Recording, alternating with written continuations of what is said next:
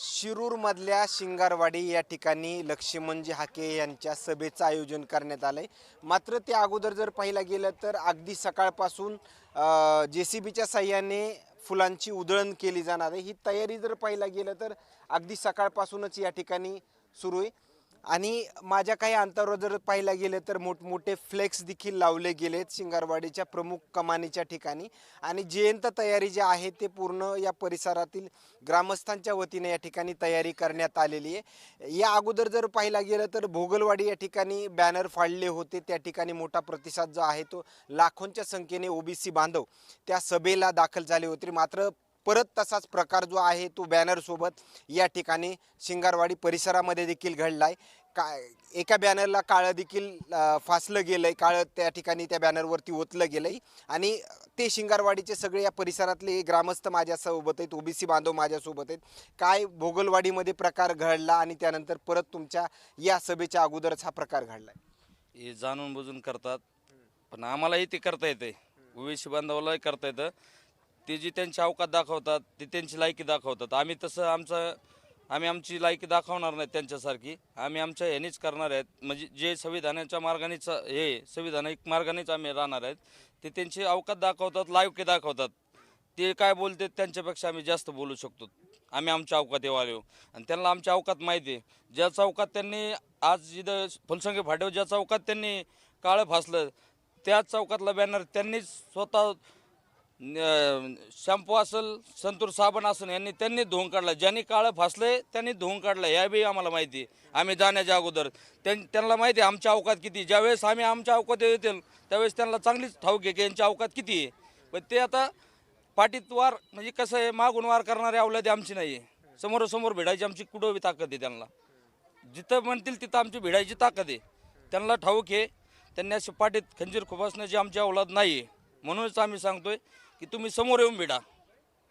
असे पाठीत खंजीर खुपसायचे, कुठेतरी अंधाराचा रात्रीचा काळोख बघून कुठेतरी बॅनरवरती फाडायचं, कुठं काळं फेकायचं, हे आमच्या रक्तात नाही। तसं तुम्ही जे करताय ते आम्ही करू शकतो। ह्या रोडने आम्ही तुम्हाला अडू शकतो, तुमचे बॅनर फाडू शकतो, पण आम्ही ते करू शकत नाहीत। ही आमची म्हणजे लायकी आहे। त्यांची जी लायकी आहे त्या प्रकाराने ते वागतात। त्यांना त्यांच्या लायकीत जसं आतापर्यंत आमच्या OBCचा आता अंत संपलेला आमच्या सहनशीलतेचा। इथून पुढं OBC म्हणून एक असं आहे, तुम्ही ज्या भाषेत करता बोलताल त्या भाषेत आम्ही बोलू। तुम्ही ज्या भाषेत म्हणजे तुम्ही जे म्हणताल त्या ह्याच्यात आमची बी तयारी असेल। आमचा अंत कुणीही बघू नये, आमची एवढीच विनंती आहे। संध्याकाळी 6 वाजता तयारी, मात्र सभा होणार आहे, मात्र तयारी सकाळपासूनच दिसते। भरपूर तयारी केलेली आहे। जे किती क्विंटल फुलांची 5 क्विंटल फुलाची उधळण करणार आहेत आणि JCBच्या साह्याने? JCBच्या साह्यानं। आता काय वाटतंय, OBC आरक्षणाला धक्का लागला नाही पाहिजे ही प्रामुख्याने मागणी असणार? तीच निश्चितच तसंच म्हणणं आहे आमचं बी, आणि ते झालं नाही पाहिजे। कारण आमच्या याच्यात झाल्याच्या नंतर आम्हाला बी त्याची गरज आहे ना, त्याच्यामुळे ते नाही झालं पाहिजे। आतापर्यंत OBC कधीच रस्त्यावर आला नाही, मात्र आता रस्त्यावरती येतोय, वाटतंय किंवा गरज भासते रस्त्यावर येण्याची?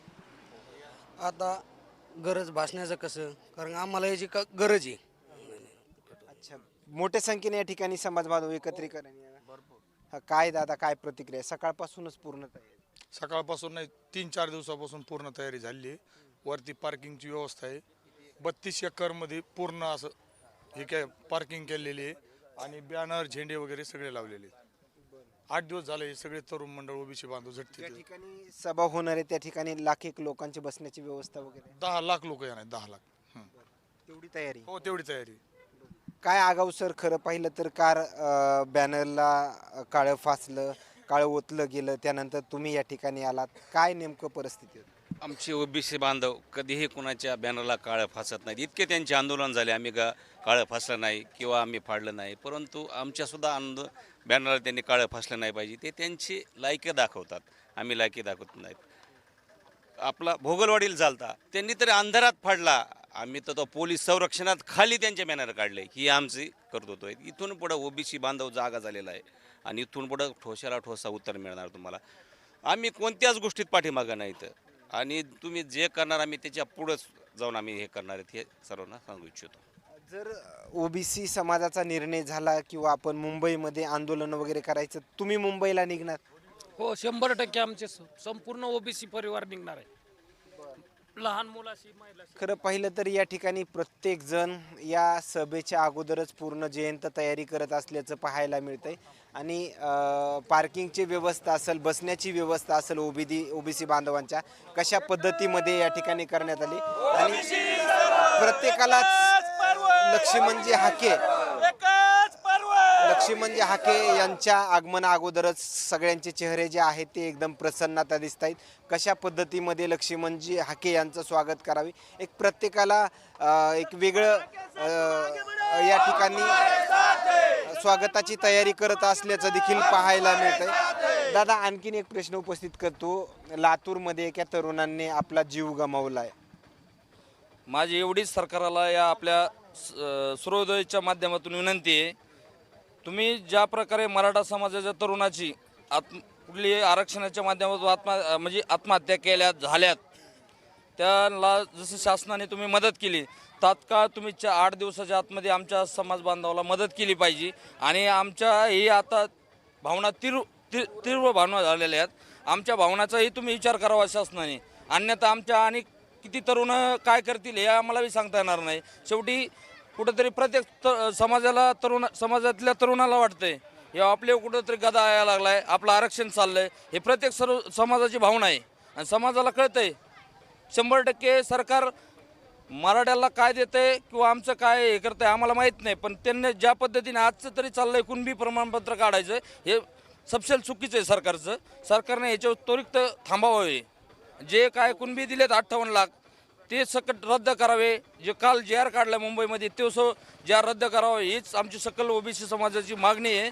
सरकारने ह्याचा विचार करावा. आणि अन्यथा सरकारला ह्याचं 100% येणाऱ्या प्रत्येक इलेक्शनमध्ये याला आम्ही सडेतोड उत्तर देणार आहेत. सरकारला ह्याचे भोगावंच लागेल. हे तुम्ही जी सरकारने आम्हाला ओबीसीला झुलत ठेवायचं, फसवायचं, इकडे सांगायचं तुमचं आम्ही काही काढणार नाही, तिकडे सांगायचं तुम्हाला ओबीसी दिलं, हे जे डाव चाललाय सरकारच्या माध्यमातून, सरकारला 100% याचं येणाऱ्या आपल्या स्थानिक स्वराज्य संस्थाचे जे इलेक्शन आहेत त्या इलेक्शनमध्ये 100% या भारतीय जनता पार्टीला हे भोगावं लागेल.